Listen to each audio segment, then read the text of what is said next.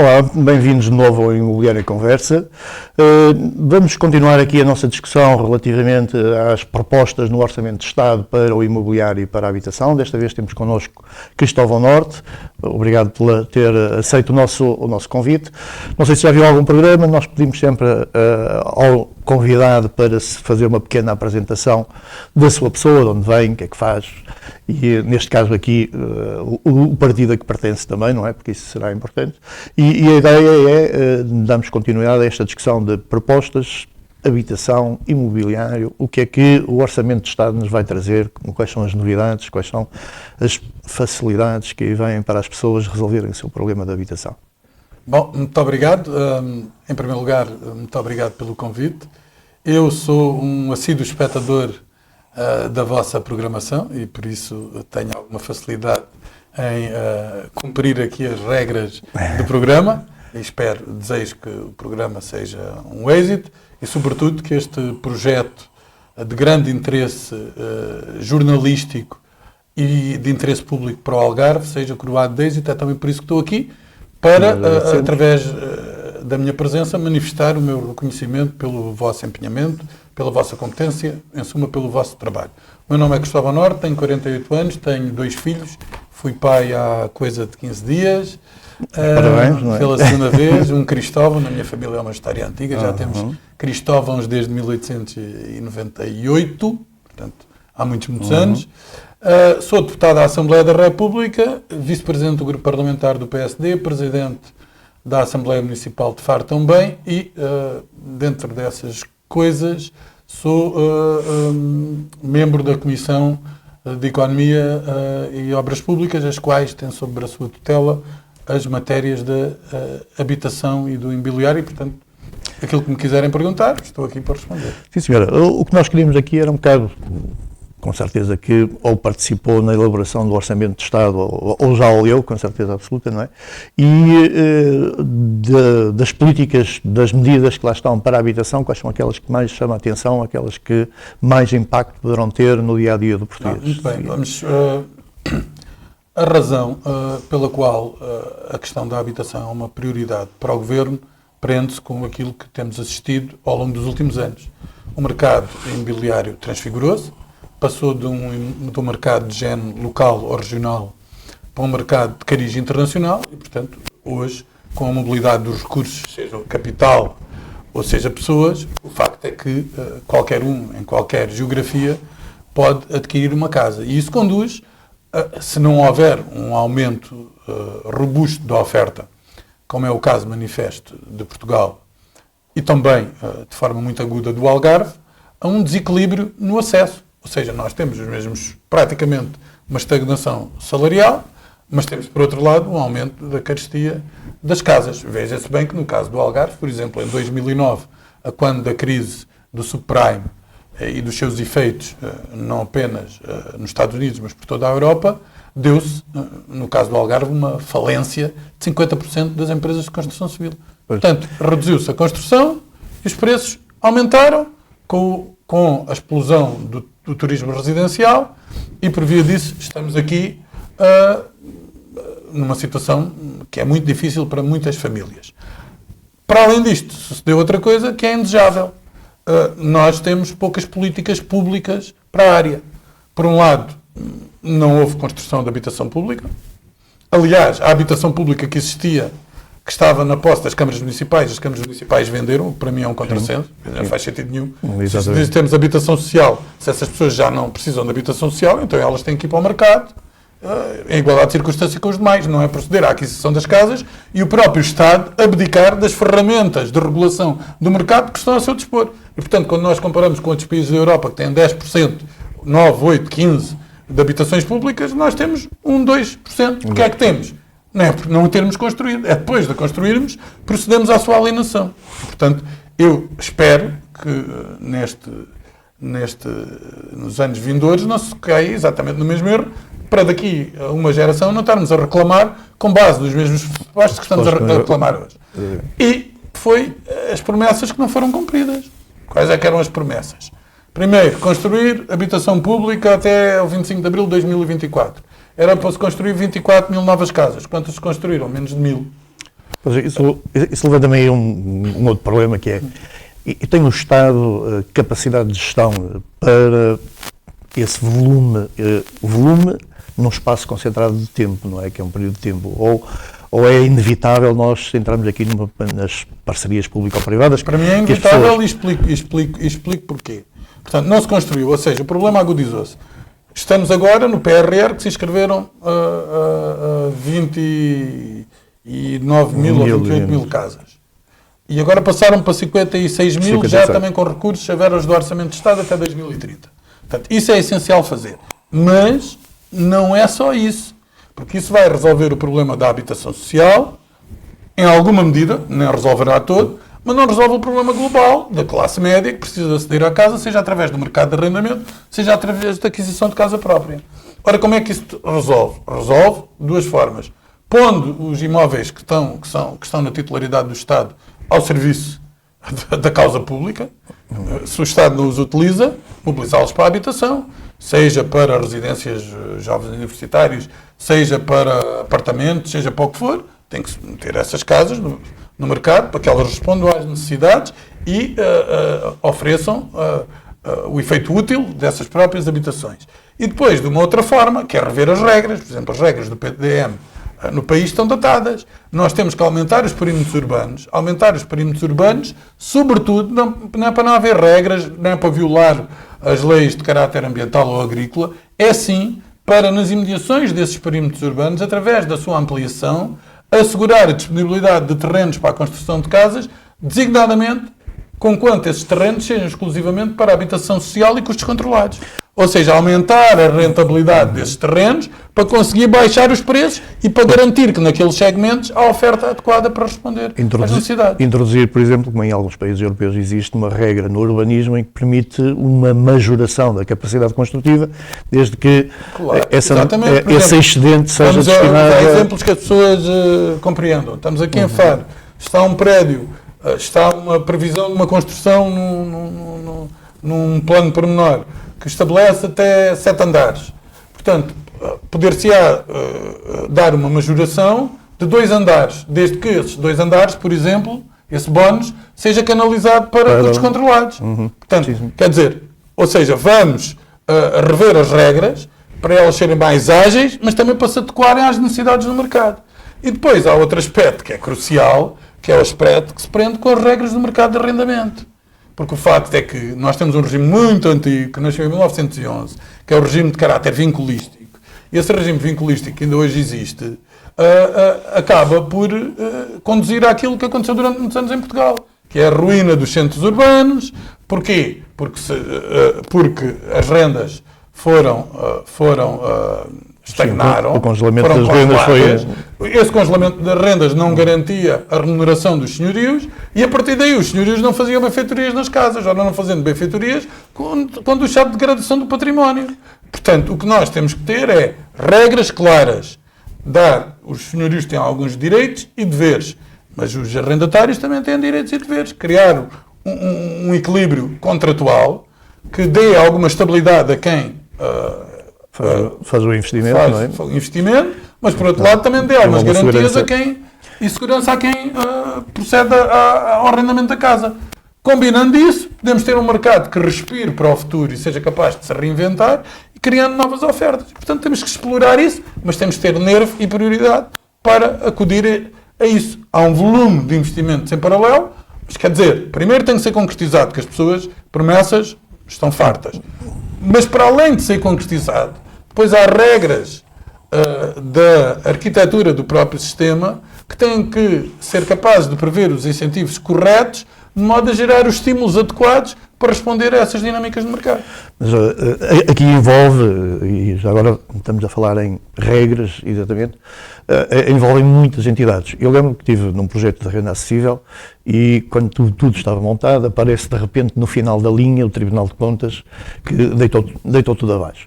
E, digamos, não seria de reinventar também um bocado aí o funcionamento, por exemplo, quando nós estamos a falar em concursos públicos, nós estamos a falar em muito tempo e muito trabalho que depois de vez em quando chega ali ao visto do Tribunal de Contas e existem, não seria tempo, por exemplo, como em Inglaterra, um Tribunal de Contas, agora mais aconselhativo e menos punitivo?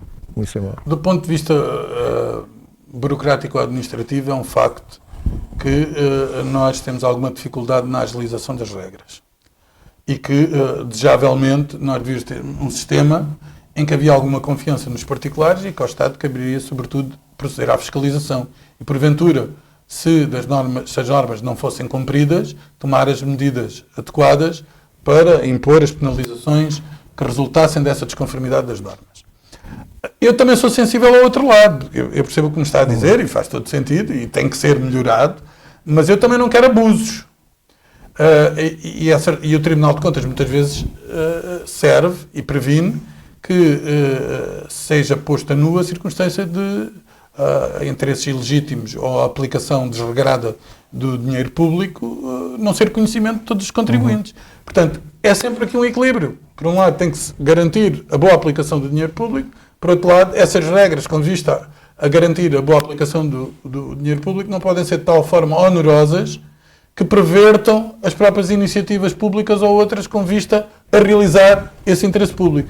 E, portanto, haverá juristas que são conhecedores em detalhe da matéria, urbanistas, gente que percebe disso mais do que eu, e, portanto, eu não me quero aventurar em propor um regime alternativo, porque o Código de Contratação Pública é algo extremamente complexo, muito exigente, não do ponto de vista jurídico-administrativo, mas também do ponto de vista da interpretação das normas nas suas diversas dimensões, mas, de facto, todos compreendemos que é preciso fazer um esforço para garantir que seja mais rápida a resposta nesta área também, mas do Estado em geral. Criar, eu já noutros fóruns de discussão, como nós dizemos, ok, estamos numa situação de calamidade, praticamente, na habitação. Não é um incêndio que houve, mas há pessoas que...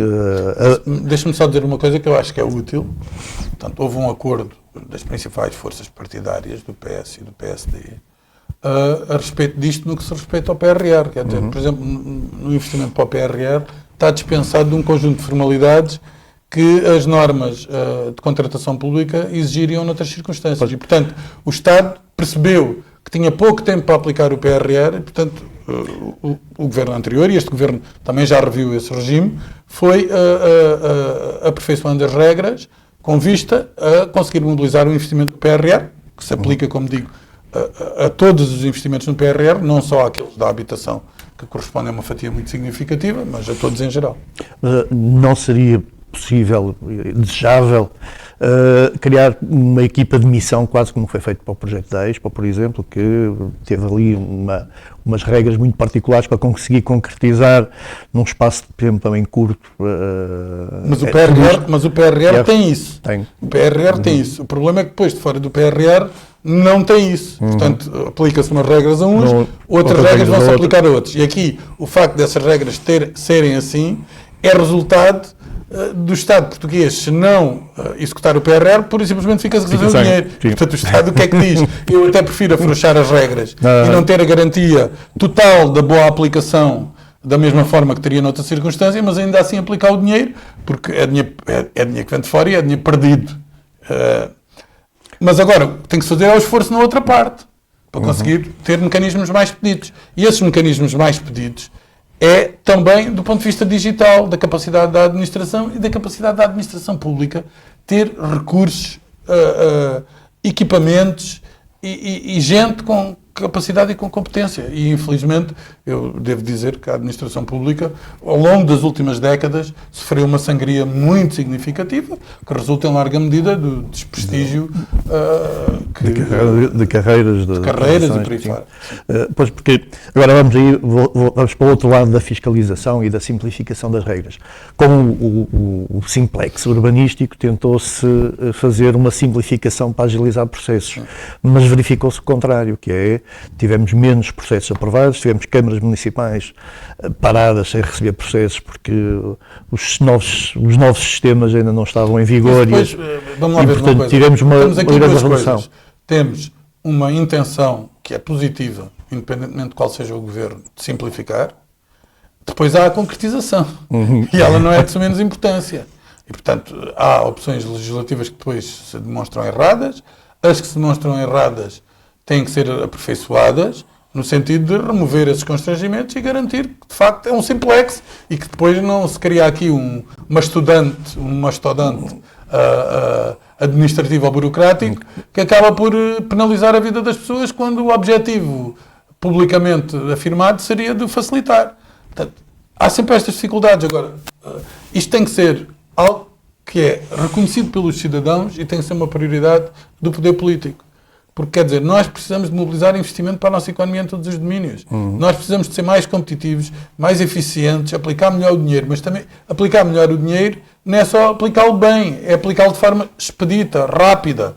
Porque quando nós temos investimentos de diversa natureza, nós sabemos que o fator tempo é um fator crucial na definição desses investimentos. Se qualquer projeto, seja imobiliário ou não, demora 10 anos para concretizar, os investidores, esses 10 anos, vão aplicá-lo no outro lado e têm a remuneração do capital com vista a realizar um projeto dessa natureza. E, portanto, nós temos coisas boas no nosso país, a segurança e outras que são atrativas, mas também temos outras coisas, desde o ponto de vista fiscal, à questão da morosidade da justiça, a estas questões burocrático-administrativas dos planos de ordenamento e afins, que nos aconselham muito investimento. E depois criam-se regimes mais favoráveis para quem tem mais dinheiro e depois o comum dos mortais tem que palmilhar aquela via sacra para conseguir fazer alguma coisa. E, portanto, isso cria desconfiança nas pessoas também.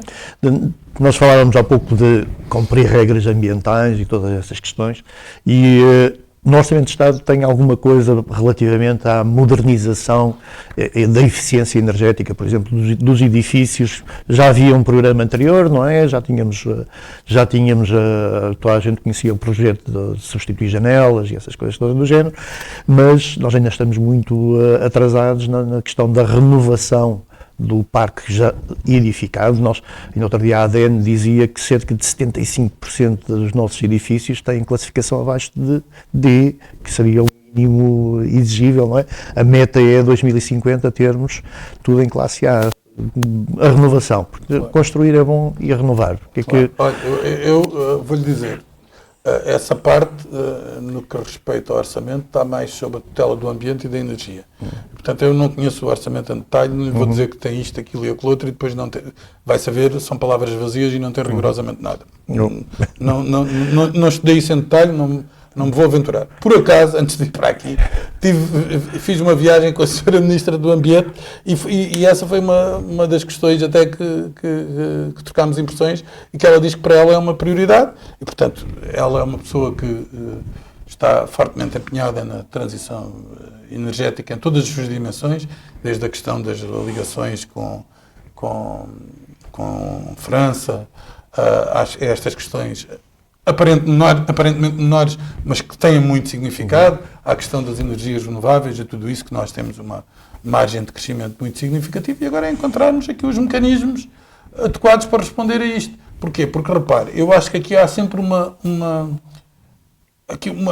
disputa incessante, que é, nós temos que apostar nisso de forma ambiciosa o suficiente para gerar resultados mais rápidos, mas não podemos apostar nisso de uma forma que seja tão ambiciosa que puna a curto prazo os consumidores. Designadamente, por exemplo, quando nós falamos nas energias renováveis, às vezes não há maturidade das tecnologias e essa falta de maturidade da tecnologia depois conduz a sobrecustos no sistema que acabam por punir as empresas e as famílias e a degenerar numa menor competitividade para a economia portuguesa. Portanto, há sempre aqui um equilíbrio que tem que ser muito sensato e com discernimento entre uma coisa e outra. E eu acho que Portugal aí, em regra, tem feito um caminho, não falo deste caso em concreto, mas, por exemplo, no caso das energias renováveis... Sim, na produção nós estamos... Na produção nós temos feito um caminho importante e eu acho que aí, com as tecnologias na área do mar, designadamente nas energias das ondas e nas eólicas, que caminham para a maturação, eu acho que Portugal pode dar cartas a nível mundial na produção de energias renováveis.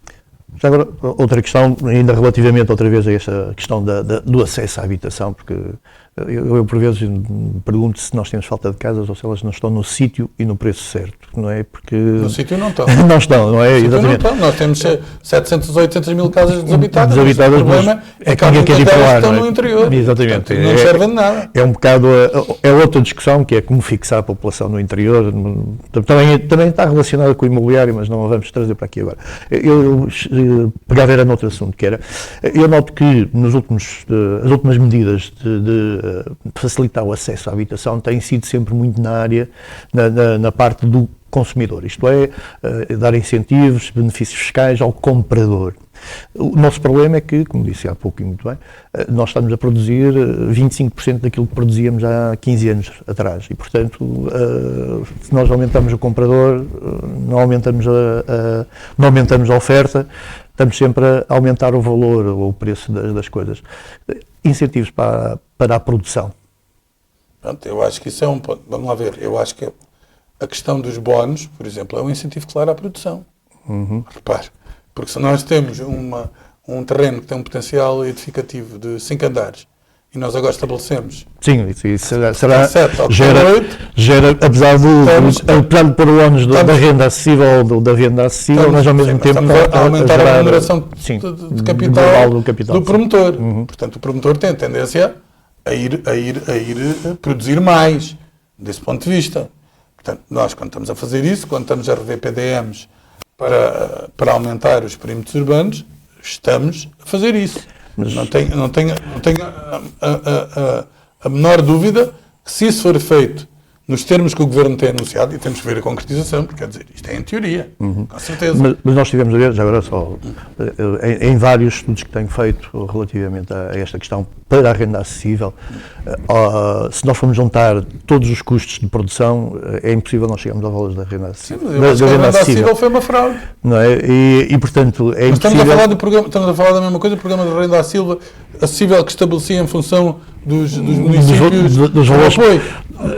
Mas isso foi construído de uma maneira completamente irrealista e que nunca daria certo. Sim. Quantas casas é que temos no Algarve desse programa que durou 6 anos do anterior governo em renda acessível? Diga-me lá. Eu digo-lhe que não temos mais 10 ou 20. Sim.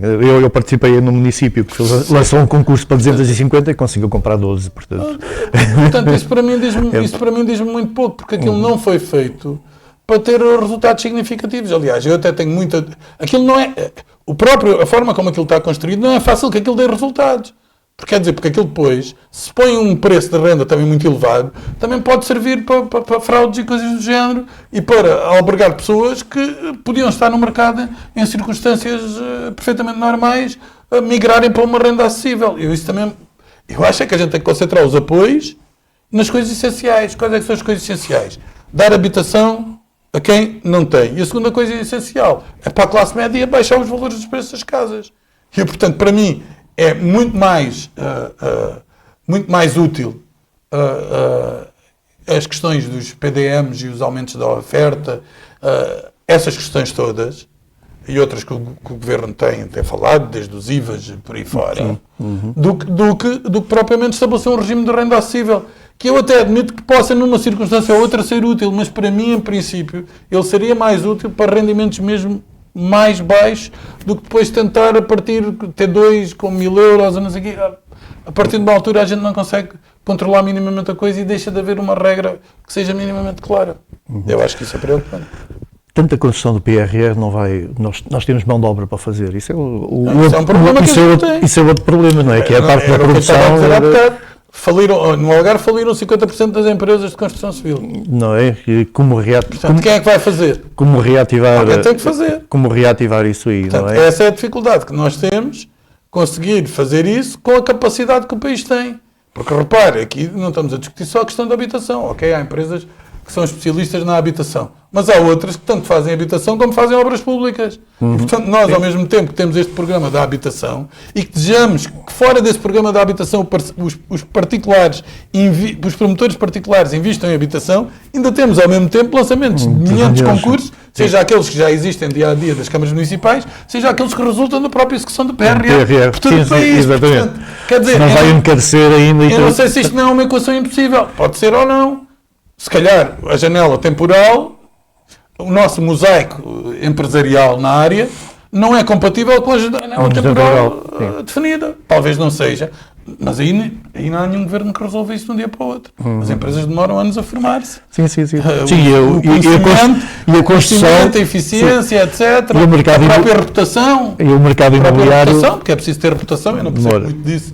Mas imagino, quer dizer, a gente não compra casa no primeiro que aparece aí e põe 2 tijolos em cima do outro e diz, olha, agora estou a vender isto. Não é bem assim que a coisa se faz. Há reputações das empresas, de mercado, de nome, dessas coisas todas, como é evidente. E agora, descendo aqui ao Algarve, não é? Eu nunca sei daqui. Não, mas então vamos dizer assim, focando ainda mais aqui na problemática do Algarve, porque as empresas e as empresárias, nós ouvimos a falar, essencialmente na área da hotelaria, que utilizam um grande volume de mão de obra e neste momento estamos, digamos, o crescimento, já nem digo crescimento, o funcionamento está em perigo por causa deste problema. Ouça, mas eu aqui, a gente tem, por um lado é uma coisa boa, nós precisarmos de mão de obra, significa que há dinamismo económico. Pois, mas depois toda fica, não é? Por outro lado, é uma coisa má, porque esse dinamismo económico traduz-se naquilo que comumente se diz como a inflação turística, e isso produz escassez de casas, aumento dos preços das casas, aumento dos bens e serviços e por aí fora. Portanto, nós, numa economia como a que nós temos no Algarve, nós vivemos sempre numa esquizofrenia, quer dizer, a parte muito boa traz coisas muito más, e a parte muito má às vezes traz coisas muito boas. Quer dizer, aparentemente é um disparate. Porque repare, por exemplo, a questão das casas. Há 10 anos não havia problemas de casas. Sim. No Algarve, porquê? Tínhamos um desemprego de 20%. Com um desemprego de 20%, ninguém andava à procura de casa. Ninguém andava à procura de casa porque não havia aqui trabalho. Portanto, nós, quando crescemos, as coisas aumentam e gera externalidades negativas. Quando decrescemos, acaba por isso gerar externalidades quase positivas dessa ausência. O que aparentemente seria um paradoxo inultrapassável, mas que eu vejo que nós temos que cada vez mais nos preparar para esses ciclos. É isso que significa resiliência nas diversas áreas. Sim. Temos ciclos económicos, vamos diversificar a nossa economia, vamos prepará-la para as respostas, vamos criar mecanismos de mobilidade para desinflamar a procura em centros em que ela seja mais significativa. Enfim, temos que pensar estruturalmente a região, ter planeamento para atenuar problemas que surgem. Se há problemas, e sempre vai haver. Isso é inevitável. É da natureza das coisas. E quando não há, a gente inventa problemas. Sim, é sempre assim. E aqui o imobiliário é como um acordeão. Exato. Eu diria quase como uma Fórmula 1, não é? Que é as pessoas, os carros estão juntinhos na curva, mas depois quando começam a acelerar parece que estão separados outra vez. E o tempo de resposta do imobiliário é muito diferente do tempo de resposta de qualquer área económica. Uma questão simples. Licenciamento, construção, demora tempo. É por isso que há coisas que a gente tem que fazer. E há coisas que a gente tem que pensar em razão do nosso modelo, para prevenir e acudir a determinados efeitos que nós sabemos que se a economia, se for conduzida no sentido, acaba por gerar inevitavelmente aqueles efeitos. Este caso da habitação é um desses casos paradigmáticos. A nossa súbita, e que foi súbita, eu lembro-me da altura que disparou, um bocado com a crise do norte da África e tal, do turismo que nos invadiu em massas. O Algarve já tinha este ciclo, mas o resto do país vive-o agora, não é? Então estamos um bocado a ser vítimas do nosso sucesso. Claro. Não é? Houve uma coisa que mudou aqui. Trouxe-nos aqui alguns problemas que nós não estávamos preparados. Houve uma coisa aqui que mudou. para... Quer dizer, a sazonalidade está a encurtar e isso é positivo. Mas repara, houve uma coisa que mudou significativamente, que é isto. Houve uma democratização do acesso às viagens. Pois, sim. E isso aí transformou por completo... Hoje ir a Londres custa 50 euros, antes custava 500. Isso transformou por completo o nosso panorama, o turista transformou o nosso panorama, passou a haver city break, passou a haver maior autonomia dos turistas, sim, passou o fator de distância a ser completamente relativo. E, portanto, a partir daí isso revolucionou as coisas e também revoluciona as questões da habitação, designadamente com a aquisição de segundas casas e por aí fora. Portanto, nós temos de nos adaptar ao mundo que existe hoje. Quais é que são as respostas que podemos dar a isso? Eu acho que há muitas respostas que têm que ser dadas. algumas que estão a ser dadas, mas isto tem que ser sempre pensado em razão destes movimentos maiores, que são a regra da economia mundial e que nós não dominamos completamente. Vamos agora mudar outra vez um bocadinho. Muito bem, vamos. Licenciamento. Não é? Nós falamos Você só faz perguntas difíceis. Faz no licenciamento. Não, nós passamos de uma atitude hiperprotetiva do Estado com regras até à licença de utilização, não é? Para uma liberalização completa em que o autor do projeto faz uma assinatura, diz está tudo ok e portanto aqui passa. Mas no entanto o Estado ainda tem lá uma prerrogativa que durante 10 anos pode chegar lá e isto. Não foi assim uma transição muito brusca, nós estávamos preparados para fazer essa transição. Se calhar não estávamos, mas quer dizer, mas isso também é um problema que não é só um problema de legislação, é um problema de cidadania e de responsabilidade dos cidadãos. Neste caso dos profissionais também, não é? Todos em geral. Nós é que contribuímos para a nossa própria vida. Claro que os profissionais aí têm mais responsabilidades que os outros e por aí fora, seguramente. Mas quer dizer, a ideia em si é quase um mecanismo de autorregulação. Sim. A ideia está correta. Quer dizer, estes tipos sabem que têm estas regras. Cumprem estas regras. Ao Estado cabe só fiscalizar. Se ele não tiver a cumprir a regra, manda aquilo abaixo, ponto final, parágrafo. Portanto, o problema é que, por vezes, as regras não são suficientemente claras e, outras vezes, mesmo sendo claras, o intérprete quer torcê-las a seu favor. E, portanto, isso também é um problema de natureza cultural, da forma como nós comportamos, abordamos as regras, decidimos acatá-las ou não. E eu acho que isso só se muda com o tempo e com uma atitude culturalmente responsável e civicamente cumpridora. Eu agora ia fazer uma provocação. Faça. Nas obras públicas, ligado ao imobiliário, eu tenho uma discussão muito grande há anos com o pessoal que está nas obras públicas, dizer assim, o imobiliário devia estar sobre o imobiliário, não é a construção, sob a alçada do Ministério da Economia e não sob o Ministério das Obras Públicas. Não sei, não, mas repare, por exemplo, há uma parte do imobiliário que está. Agora, por acaso, não está, mas já teve, que era a questão, por exemplo, tudo o que tem a ver com o turismo. Sim, é isso. Estava lá na economia, portanto, o alojamento local, todas essas realidades estavam sob a égide da economia. Agora não, agora estão novamente, já na anterior legislatura estavam e agora continuam na habitação. Exatamente. Mas quer dizer, já houve vários modelos. Para mim preocupa-me mais as pessoas e a capacidade de mudanças delas do que essa arquitetura. Se os ministros se entenderem uns com os outros sobre as competências de cada um e se houver uma visão global que garanta isso, para mim, sinceramente, é para o lado que eu durmo melhor. Na área ainda onde está, nesta questão das obras públicas, nós tivemos aqui há uns tempos um convidado que representava a PEGAR, que é a Associação Portuguesa dos Gestores de Condomínios, que é uma atividade que está há anos sem regulamento. Voltamos à questão da regulamentação. Uma proposta aí há 2 anos. Olha, eu sabe o que é que eu digo? Odeio ir a assembleias de condomínio. Não quer saber disso.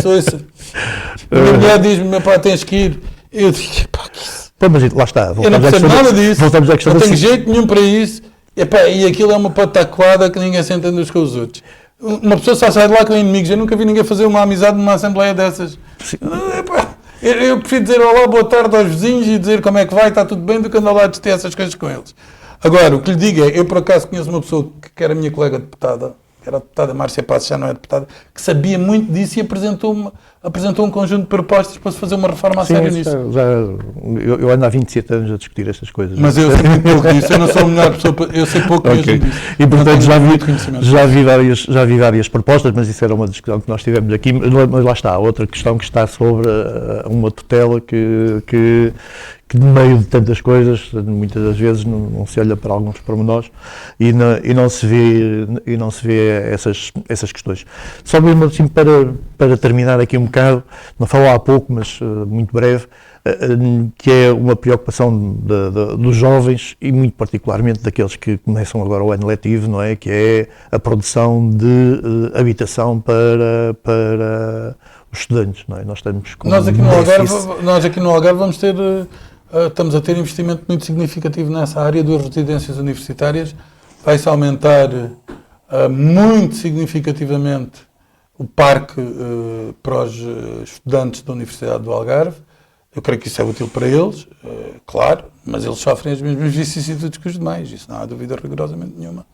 Porque antes aqui em Faro, onde estamos a conversar. Esta zona toda era sobretudo zona quase exclusivamente dedicada aos jovens, Sim.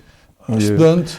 E isso, com a carestia das rendas, isso alterou significativamente. Ainda há uns que subsistem, mas os pais pagam a sério. Portanto, quando nós queremos dar acesso aos jovens à universidade, uma das coisas que temos que dar é zelar para que eles tenham habitação a preços confortáveis. Porque senão a gente diz, não pagam propinas, têm uma bolsa social, mas se não tiver acesso à habitação e tiver a pagar 500 euros, não pode ir para a universidade à mesma. E, portanto, isso tem que ser resolvido. Está-se a fazer um esforço muito significativo em Portugal e devo dizer, já começou também com o anterior governo. Não tem problema É tempo, só mesmo para finalizar aqui, é tempo de rever o regime. E eu digo isto porque nós vamos a Paris, nós vamos a Londres e nós temos o mesmo problema da habitação e nós sabemos que dimensão é custo. É custo e é valor, não é? E, portanto, nós começamos a ter os micro-apartamentos, mesmo para estas situações, começamos a ter os co-housings, as casas partilhadas e essas coisas. Acho que sim, tem que adaptar-se a novas realidades. O regeu... E acho que há novas realidades aí pelo mundo fora, novas necessidades. Tendencialmente as pessoas já não ficam no mesmo emprego a vida toda, já não ficam na mesma cidade a vida toda, têm uma mobilidade muito significativa e, portanto, acho que isso deve-se adequar aos projetos de vida das pessoas, oferecendo maior flexibilidade, amplitude, com quanto as condições mínimas de dignidade das pessoas estejam salvaguardadas, sim. Sim, senhor. Bom, eu penso que já acabou. Se quer fazer alguma declaração final, se quiser podemos continuar. Quer fazer. Se podemos continuar. Gostei muito de estar consigo aqui. Obrigado. Foi um prazer para mim e é um prazer estar aqui convosco na vossa televisão e obrigado pelo vosso trabalho. Nós queríamos também agradecer a presença, a disponibilidade que mostrou logo desde o princípio, foi só aqui uma questão de acertar a agenda, não é? E esperamos então também que quem nos está a escutar, que primeiro tenha gostado desta nossa conversa e que volte para a próxima conversa, porque vamos ainda manter-nos neste tema sobre o que é que o Orçamento de Estado nos traz de novo para o imobiliário, que perspectivas temos para o próximo ano e as perspectivas futuras. Então, até qualquer dia.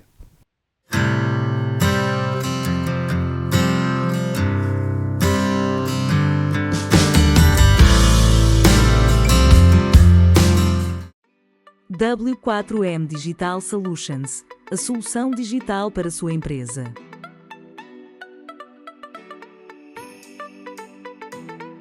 Companhia de Dança Panteras, o teu encontro com a arte de viver.